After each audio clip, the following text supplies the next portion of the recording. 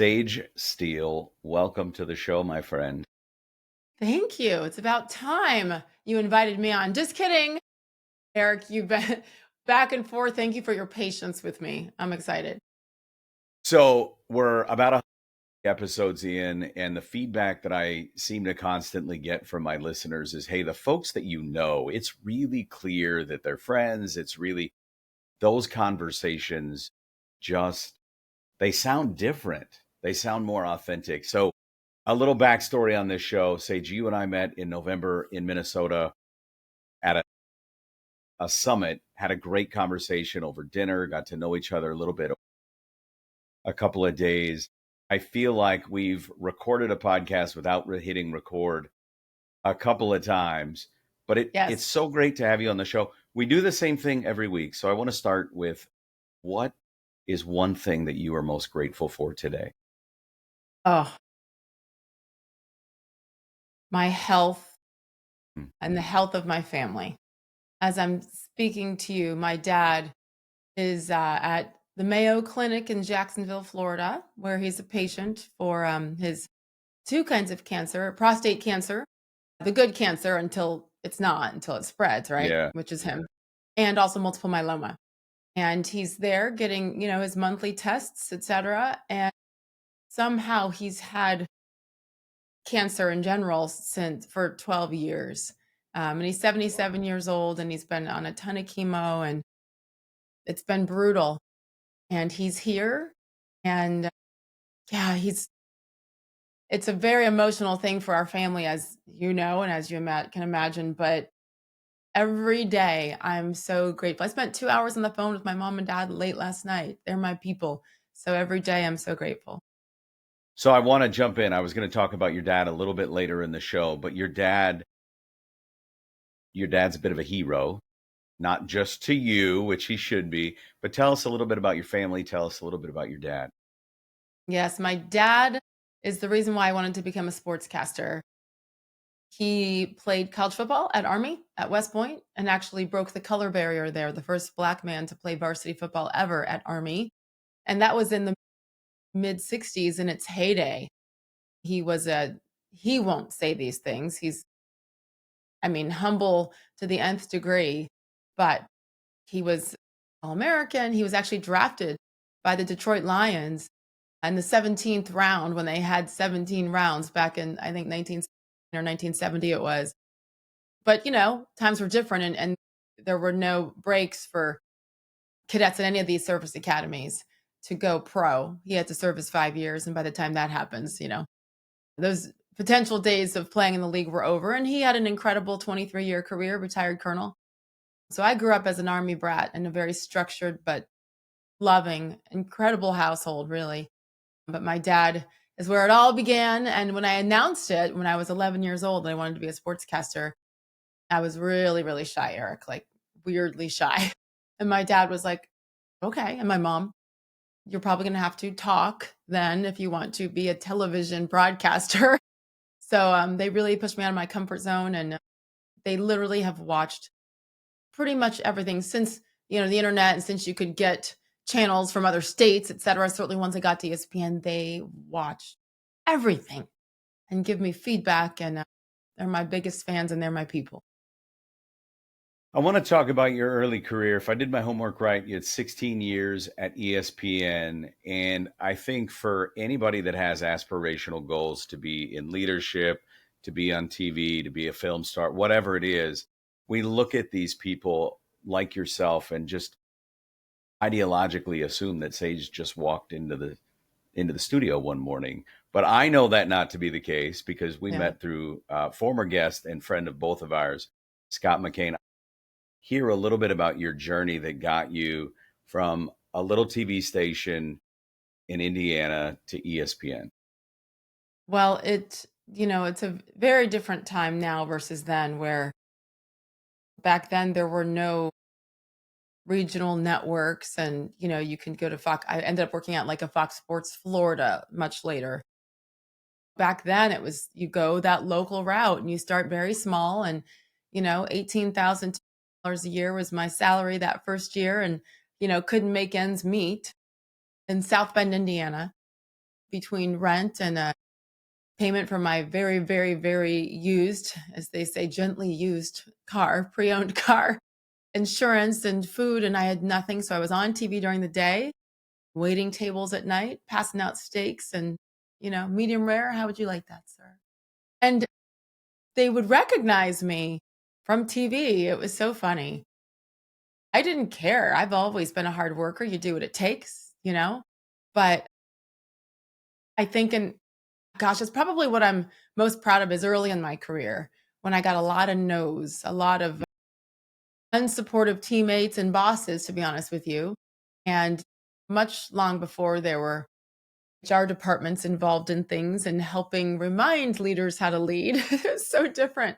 But I look back so fondly on those times because it was truly a test of your will, and your toughness. If you really want to make it, this is what you're going to have to go through to get there, good, bad, or ugly. And so South Bend to then Indianapolis to Tampa, Florida, to another spot in Tampa. That's when I went to the regional, from local to regional, Fox Sports Florida, and then to another regional, starting up the Washington, D.C., Baltimore, Mid-Atlantic region of Comcast Sportsnet for 6 years. Was there for 3 when I got my first offer at ESPN and actually turned it down, despite it being my dream job, and then got to ESPN eventually in 2000 and just left in August of 23. So it was a great run that took the dream was always ESPN. It took a really long time to get there.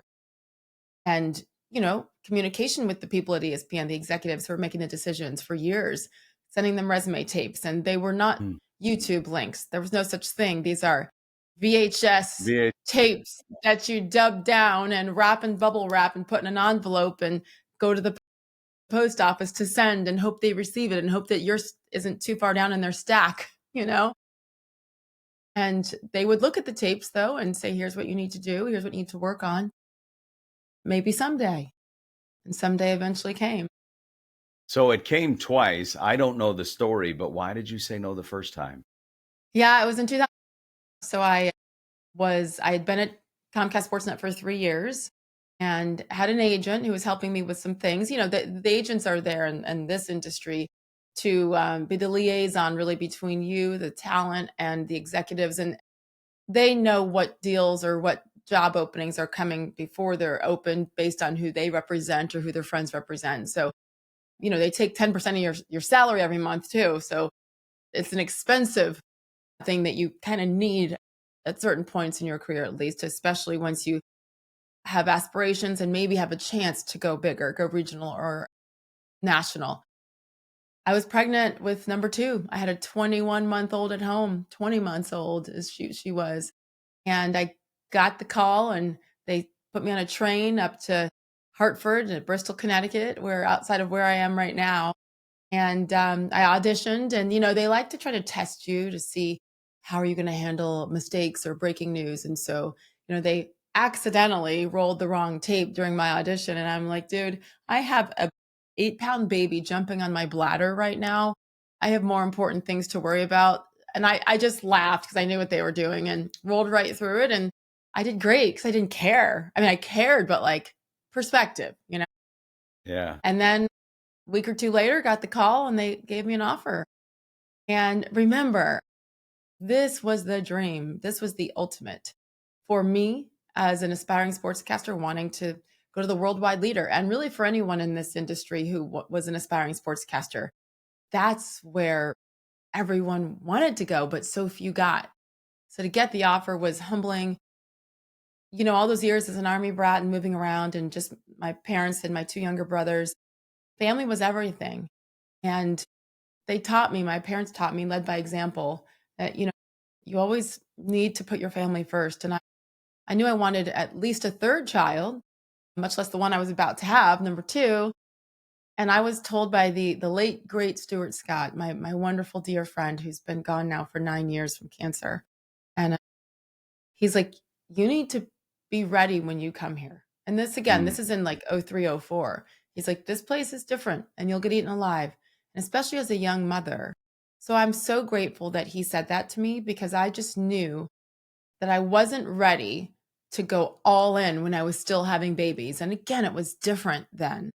Pregnant women on TV, you almost kind of hid your belly then, maternity leave was minimal. So I waited and I turned it down. And at the time, my agent was like, "What are you doing? You're nuts.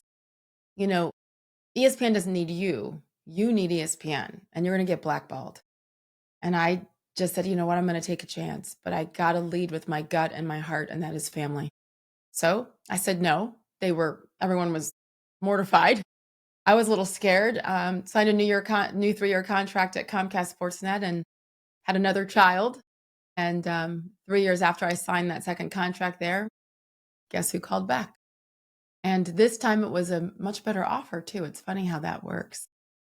So, the thing that I'm hearing you say from what I'll call the side hustle, or what we talk about as the side hustle, with you serving steaks at night to make ends meet, getting to ESPN, and then prioritizing what I'll call the thing that matters more than anything, which is family. It takes a long way and a long time to get where you want to go. Success, we'll talk about, you reached that pinnacle, you got on ESPN. But what I'm hearing is you prioritize the things that matter along the way. I think Yeah. the large majority of us listening to ESPN, now things circled back, you had a great career, but I love the fact, just from a self leadership perspective, that it wasn't going after the almighty dollar or getting the fame you had maybe aspired to since you were a child. But I want to be present to my kids. I want to have one more. I want to raise my kids. I want to focus on my family. And I admire that. Thank you. And I will say this, it certainly was never about fame or money even. And so when those things ended up coming, it was a little overwhelming and uncomfortable. I just was very naive and thought, no, I just want to tell stories Mm. and to take a highlight. What's the story of that highlight? It's more than just the final score. It's more than just the scoring plays, actually. There's so much that goes in between with that. And that's when I was 11, when I said to my parents, this is what I wanted to do. I decided that when I was watching the 1984 Olympics and just saw the greatness of these athletes. And as a track runner at that time, I ran the 400 and the 800 and the mile relay and, whatever that was, seventh or eighth grade. I know how I felt on the starting line and how stressful and scary and nervous I was. And I thought, how can those people be on the biggest stage in the world, the Olympic Games, working their whole life for this one moment, this one chance? How do they keep it together? How do they maintain their composure? How do they get those doubts out of their mind, compartmentalize, and at that one moment be the greatest they've ever been in their lives? Like, I wanted to know that story. I wanted to tell the story. And I also realized at a young age that sport united people. And you could see Yes. it on a football Sunday or at a basketball arena where for 3 hours on a Sunday, everybody was on the same page. Everybody was together and nothing else mattered. Race, religion, politics, socioeconomic status. I just felt it from a young age and thought, what a beautiful thing. I want to be part of that. So, yes, it was crazy then to get an opportunity to go to the pinnacle, the worldwide leader, and say no. But it's also, in hindsight, one of those things that I'm very proud of because I always stayed true to myself, even when I was scared, even when I knew there was a chance they'd never call back. I knew that Yeah. I needed them more than they needed me, but it was worth taking a chance. And I knew that even if I never got there, I would have been sad and disappointed. But I knew that my kids would someday know that story and hopefully see that despite being a full-time working mom, and in my case, the sole breadwinner, did sacrifice as well for them and for me because I didn't want to miss out on any of it. So in the last episodes, I've had on a couple of journalists, Carrie Lake being one of them. I think everybody at this point knows who Carrie Lake is. Now we've got Sage Steele. I feel like the expectation, the bar's set a little higher having you. So I'm going to ask you what I'll call some really hard questions here, Okay. in hopes of maybe bringing a little of Sage out. And they might be a little uncomfortable to answer, but I want to know, at your time at ESPN, who was sort of your favorite coworker? Who was that person that you admired, that gave you great advice, and that sort of carried you or mentored you along the way? Jay Crawford. And if ESPN viewers have been watching ESPN for a long time, they would know Jay. He left in 2000, actually, as part of the layoffs in 20. He had been there, I think, since 2000 or 2000. We hosted Cold Pizza when it first came on, and then First Take and Sports Center. Jay actually hired me in Tampa in 19 and was at my wedding, and he was definitely my mentor, such a huge talent. So we went way back to 98, and then I didn't join ESPN until '07, and he'd been there for a few years and been through a lot there and seen that place change and evolve. I knew his kids when they were literally, 5, 6 years old, and now they're they're 30s and married with kids. I mean, he was wonderful, and it was devastating to me when he was laid off. Once those layoffs began there, really in like 14 and 17 in particular, the place changed and will, in my opinion, will never be the same. But I'm so grateful for those days, the good old days with Jay. And so when I got to ESPN and really was struggling a lot, he would help me and he would pull me aside. He cared about me as a human being and then a broadcaster. And it is hard in that industry, I think, to find peers, people who are in your chair doing the same thing, who really have your back. That's what I kind of learned the hard way in many sad examples. But Jay was a mentor and a teammate, and I love him dearly. So I'd be remiss if I didn't ask you. I've had a couple people say she's had this illustrious career at ESPN. She's hosted everything from basketball to football to NASCAR. What's your favorite sport? It's so hard to choose a favorite, but what I learned during my time at ESPN, knock over my drink, sorry. What I learned during my time at ESPN was that I really loved NBA more than I ever realized because I hadn't had an opportunity to be consistently up close and personal, like having your set right on the baseline, being live hosting the 6 p.m. Sports Center from the baseline at the O in Oakland, the Oracle Arena, the old Oracle where the Warriors played, and during the finals against the Cavaliers, and having Stephen Curry warming up, 5 feet to my left, and the basketball's hitting you in the head on live TV. I had never been that close consistently to have a full appreciation for the physical abilities of these men, their size, and how nimble they are and fast and strong. I was in awe of it. I also grew to love it more at college hoops. I mean, I went to Indiana. I'm a Hoosier, so I was all about college hoops, but the NBA was different. IU players tended to not have great NBA careers. There's a few out there now that are doing really well, but you know, I love the fact that you could see their faces and their expressions, even on TV when you're not up close and personal.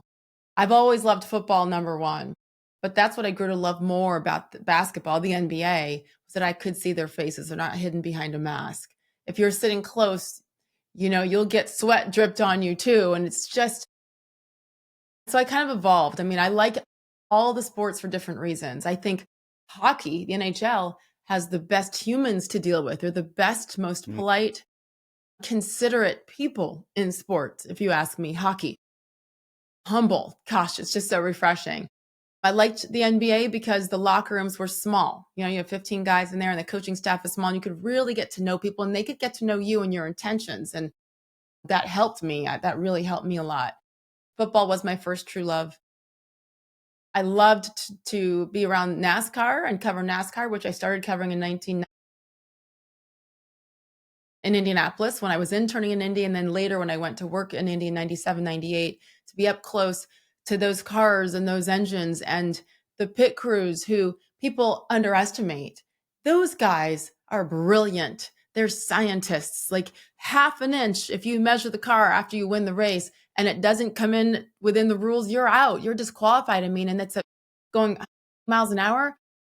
those guys were awesome to be around. They're not redneck idiots. They're brilliant.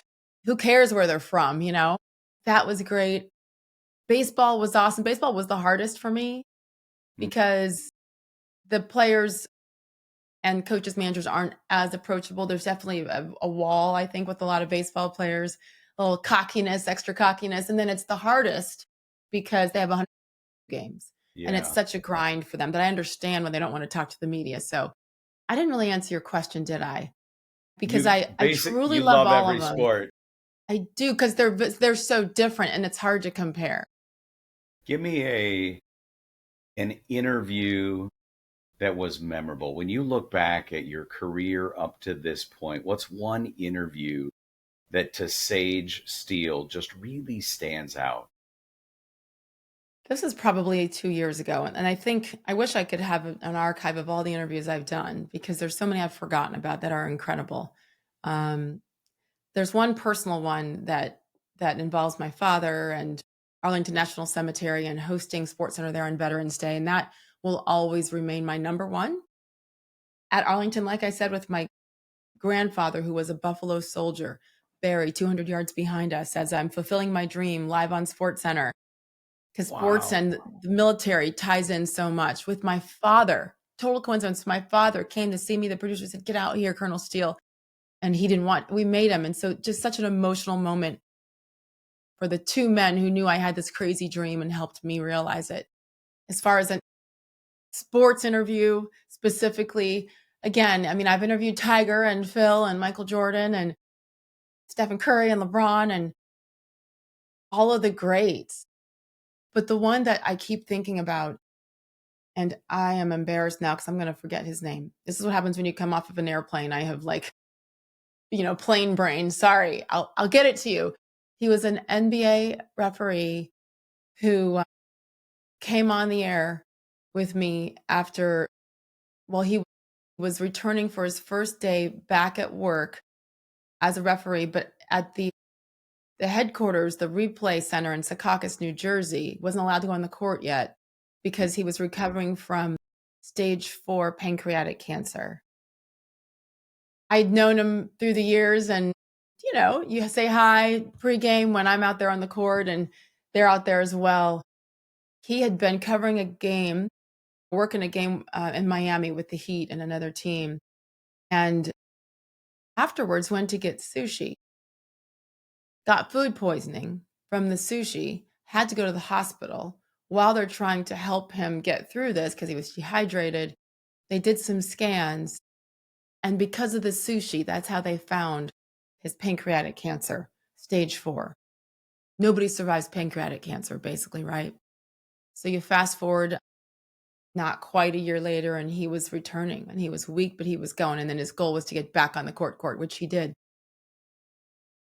He died about 9 months ago. Hmm. And I remember during the interview, his spirit,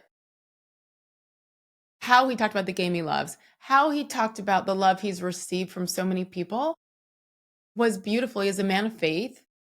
And I'll just never forget his attitude, how much he said his children, who were late teens, early 20s, were helping him through it and his wife. And again, it's like, what an honor for me to get to interview this man that I knew him through basketball, but he's a human being. And so there's a big celebration from the comeback that night. And at the end of the interview, Eric, I'll never forget, I thanked him so much for coming on. And I'd gotten choked up a little on the air and trying to blink back tears and be professional. And he said, "Thank you for having me on." He goes, "You have no idea how much you do for people out there just being you." He said, "Keep doing it. And thank you for having me on." And then I was done. I was like, ah. And I just kept track of him and I saw that he passed away and I really lost it because it goes to the bigger picture of what we are able to do as journalists. Yes, this is about highlights and statistics and fun interviews and cool stuff to be around all those cool people. But everybody's a human. Everybody's a person who has struggles. Some struggles are bigger than others. And I'm so grateful that I got to do that interview with him on a really important day for him. I'm heartbroken that he's no longer with us, but he made me better just for that one interview. And so, yes, Tiger and all those guys, it was incredible for all those years. That's the kind of interview that I really remember and I think resonates whether you're a sports fan or not. What I think is so interesting is I talk on the show a lot. I talk a lot on social about the impact of just being present in the moment. For those Yeah. of us that were watching the NBA when he was struggling through that, I don't know that story. That's not a story the NBA shared. It wasn't a big media thing. I didn't know. I would have seen him on the streets and I probably would have walked right past him because I had my cell phone in my hand or my AirPods in my ear. I wasn't present in the moment. You say is, and I'll use my words, the barista at Starbucks or the cashier at Target. Everyone has a story. Everyone's going through something. Say, we Yes. all expected you to share, oh, it was this Michael Jordan interview after he had won X championship. And it wasn't. Of all the interviews, his story and his journey with you. Yeah, and the humanity of it all. I think that we put these athletes on these pedestals and have such high expectations of them and forget that they're humans too. You don't Yes. ever hear about the referees and the officials unless what? Unless they've screwed up a call. It's a really hard job that I wouldn't want. They probably don't get paid nearly enough money. Is it, a lot on the grand scale of things and what the average American makes, of course. I'm just saying based on the money and the revenue that comes with what they do, you know? And he was a human being, a man, a father, a husband. And I feel blessed that I got to do that kind of interview. I also did an interview that was really fun probably 2 years ago with one of the Jacksonville Jaguars players. And the Jaguars had just come back from London. And as he landed, he went home and got there at like 1:30 in the morning. And his wife was very, very pregnant, overdue with their second child. And she started to have some contractions and they got their bag to go to the hospital. And that baby wasn't waiting. And right there, he helped deliver his son in their foyer. So I had them on like 3 days afterwards on them on SportsCenter with the baby right there and describing, that those moments and the fear and the joy when the baby came out and then he's on the phone and they told him how to cut the cord. And I'm like, oh, so he's a great star player making millions of dollars. And guess what? Who cares about football at that moment? So I think that's probably what I'm most proud of from my time there is being able, yeah, to be present during those interviews. Because listen, we're on strict, you know, time restraints and we have to listen to our producers and they're counting us down. And, if an answer goes long, then I know I have three left, but well, the producer will say one more is all we have time for. So I'm in my head editing the next question that I think I might want to ask that I had planned out with maybe some video edited to it. So then we produce everything ahead of time to try to make it as visual as possible and informative as possible for the viewers. So I'm trying to decide that in my head, which one of these questions, or is it something that he's saying right now that I'm also trying to Yeah. listen to at the same time and make this decision on live TV in front of millions of people? So I'm most proud of being able to compartmentalize, to multitask, to make my ADHD actually help me, I think, and to be able to tell someone's story, help them tell a story. And the only way that happens is if you make them comfortable enough to do it. Yep. Because even if they're star athletes or coaches or politicians, you know, when you think about how many people potentially are watching at that moment, that's scary. I've seen a Yeah. lot of people not be able to handle it, say the wrong thing, tighten up, not be themselves. So I took it as a challenge every single day. We did a 2-hour live show every single day. It's a lot of TV, a lot of interviewing to try to make that person feel comfortable. Quite often it was that 60 seconds you'd get in the commercial break before they came on with you. Because usually it wasn't in studio. Usually it was, like via satellite or towards the end, FaceTime or Zoom once the pandemic hit. Yeah. And if I could have looked up something about, hey, I heard you got a new German Shepherd. You got that puppy's adorable. I would go on their Instagram, go Google something to try to find something personal to say to them in the break to see that I care about them as a person, not like, man, that was a great game. Because who cares? I mean, yes, we Yeah. care. Anyway, sorry, I'm talking too much, but I loved that and I missed that. And I think, whatever I kind of do next in my career, I hope to continue to just tell stories, And by the way, you and I talked offline about, my departure from ESPN, and if I wanted to kind of talk about that, and go for it. I love you and I trust you.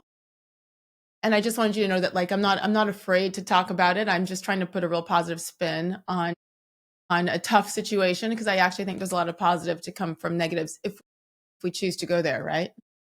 Yeah, well, let's go there for a minute because there was a lot of publicity around your departure. Initially, you were suspended. There was all sorts of internal stuff that very few of us heard about.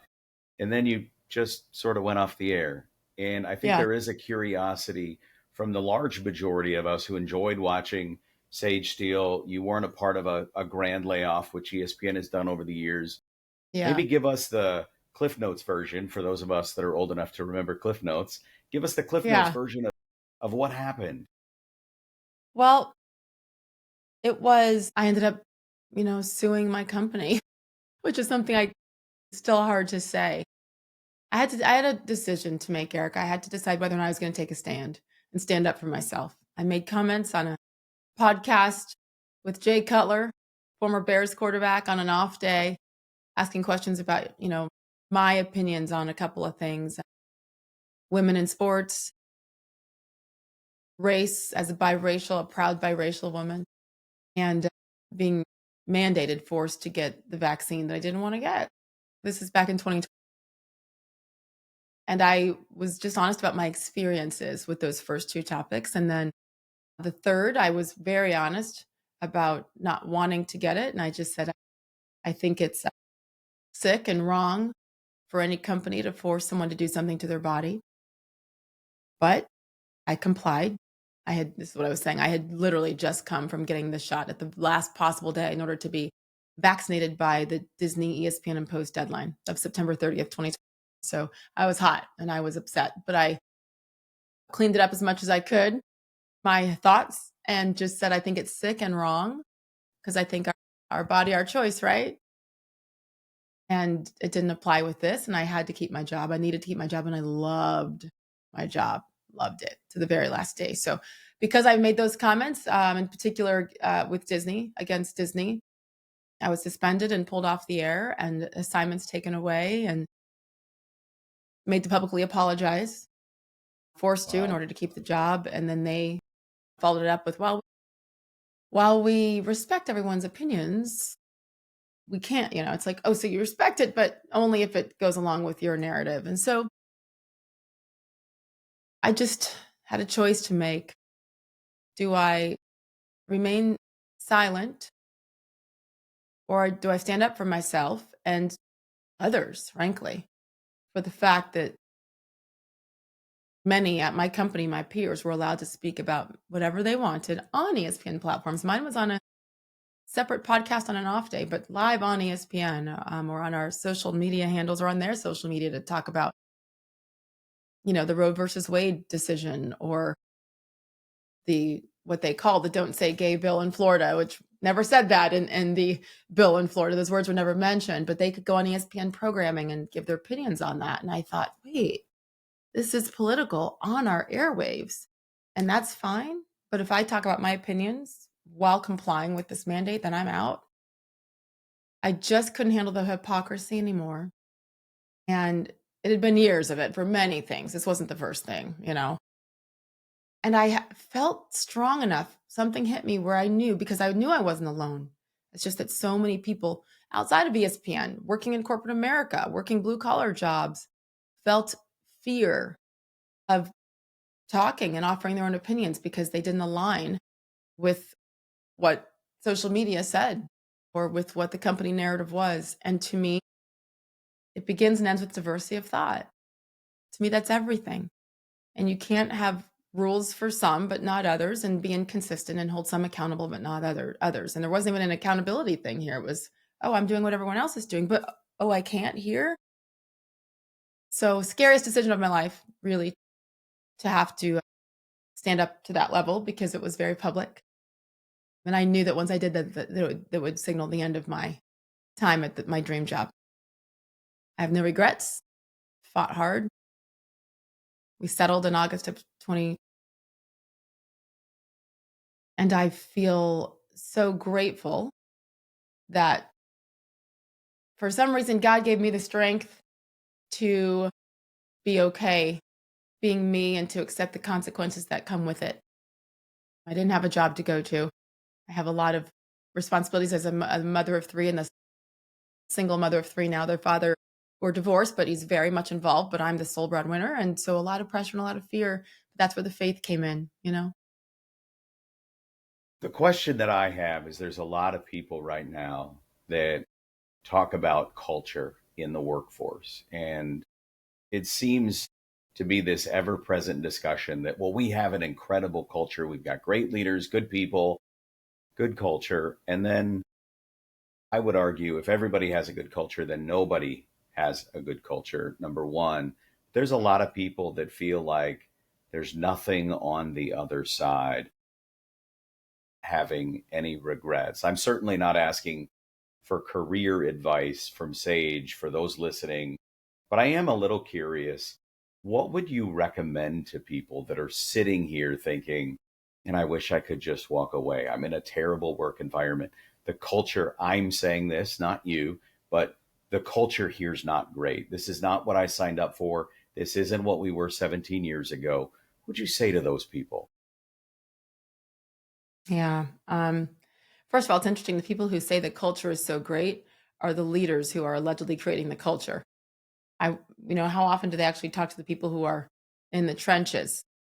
I had a boss who's still there. He's been there for 30 years. He's actually been in the news a lot lately. And one of the old school guys, and I had a good relationship with him until I didn't. Towards the end there, he's the one that kind of crushed me and suspended me, and it got the ball rolling on all that.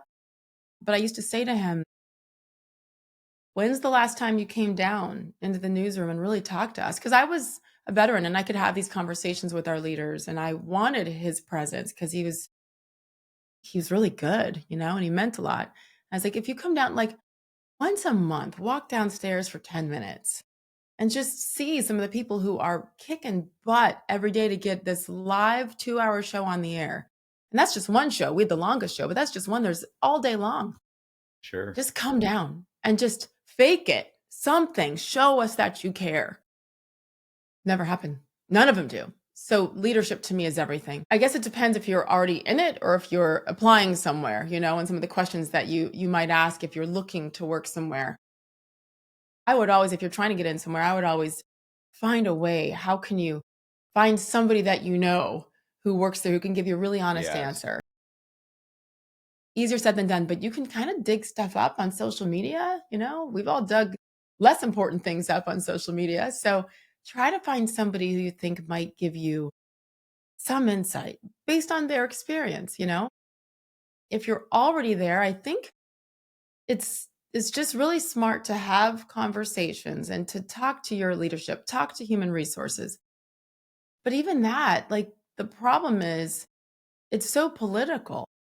And even the executives who probably have good intentions, they have marching orders that are coming from, in this case, inside ESPN and above ESPN at Disney.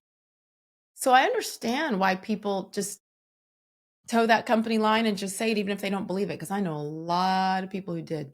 The amount of messages I got, especially once I left, wow. You just have a decision to make at some point. If it's not now, it's tomorrow. Mm. What is your line? I didn't know what my line was. I didn't know what my limit was. We're like, okay, if they do this, then I'm out, or then I'm going to have a talk. I didn't know that line until it was crossed. Yeah. And then it was like, oh crap, I can't do this. And, it really was a David versus Goliath situation. I mean, one person versus Disney. But I knew in my gut that I was right. Like on principle, I was right. As a parent, we talk about this all the time, and you with your children, right? It's like, okay, you might not like the rules, but I'm going to be very clear with them, and it's your choice whether or not you follow them. Yes. But we're going to be consistent, and you're going to be held accountable if you don't follow them. Our rules were all over the place, and then there were the rules, but then others went off on whatever they wanted to. And it was really in particular once the pandemic hit, and certainly after George Floyd, things changed, the tenor changed, and the conversations changed, and people, that was a free for all, and they just said whatever they wanted. And ESPN and Disney were like, "Oh, okay," and they're afraid to say, "Wait, wait, wait, wait, wait." So I don't know how much we're going to change our leaders. I hope we do. It's one of the reasons why I sued and stood up, is so hopefully leaders think twice before crushing some and not others. Let's put it Yes. positive, uplifting some and not others, and Not allowing others. others to flail. Let's focus on the positive, right? And so, but it was if I don't do this now, after all the things that led up to it for years, frankly, that I ignored, then shame on me. And I'm going to have to, forever keep your peace then. And I just knew that I couldn't. And I also knew it was bigger than me, that I'd had this incredible platform for 16 years and 11 years at different jobs prior to that. And even though I had no idea the fame would come with it and that there'd be young women and men looking up to me, I mean, I was blown away when I started to realize that years ago. Then I thought, I have a responsibility, you know? And for me to be silent, what a hypocrite, not just for viewers of all ages, but to my kids, Yeah.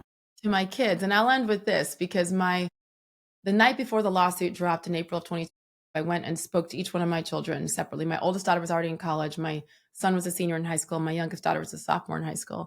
And each of them, spoke separately. I went down to my son's bedroom, and my son is in the middle of the two crazy girls, and he's a little quieter and very observant. He's a special kid. And I said, "Listen, and my voice was shaking. I said, I just want you to know that this is what's happening tomorrow. And I'm sorry. And don't ever feel like you have to defend me, ever.